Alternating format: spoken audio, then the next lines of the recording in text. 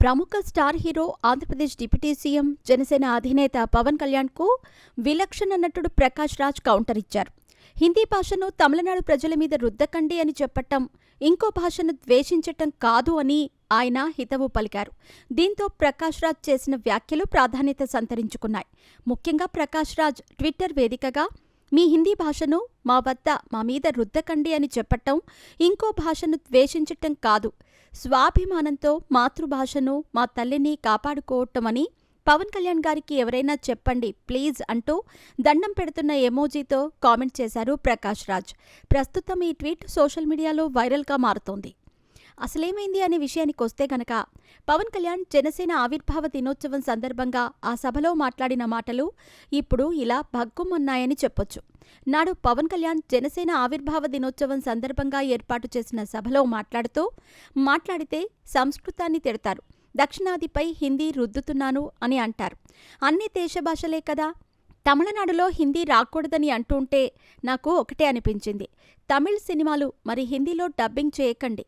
డబ్బులేమో ఉత్తరప్రదేశ్, ఛత్తీస్గఢ్, బీహార్ నుంచి రావాలి, హిందీని మాత్రం ద్వేషిస్తాము అంటే ఎలా? ఇదెక్కడి న్యాయం? తమిళనాడులో పెరిగినప్పుడు నేను వివక్షత అనుభవించాను. గోల్టీ అని నన్ను చాలామంది అవమానించారు కూడా అంటూ పవన్ కళ్యాణ్ వ్యాఖ్యలు చేశారు. ఇదిలా ఉండగా ఇంకొక వైపు విద్యా విధానంపై అటు తమిళనాడు, ఇటు కేంద్ర ప్రభుత్వం మధ్య వివాదం మరో మలుపు తీసుకుంది. తమిళనాడు రాష్ట్ర ప్రభుత్వం ప్రవేశపెట్టిన బడ్జెట్లో రూపాయి గుర్తును తొలగించి ఆ స్థానంలో రూ మాత్రమే వచ్చేలా అక్షరాన్ని చేర్చటం జరిగింది.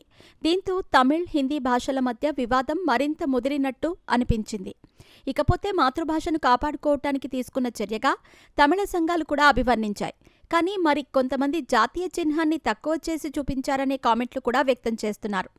ఇలా వివాదం రోజురోజుకి ముదురుతున్న నేపథ్యంలో తమిళనాడులో హిందీ భాషను సబ్జెక్టుగా చేర్చటంపై డీఎంకే కూడా వ్యతిరేకిస్తూ కామెంట్ చేయగా సీఎం స్టాలిన్ కూడా దీనిపై స్పందించారు.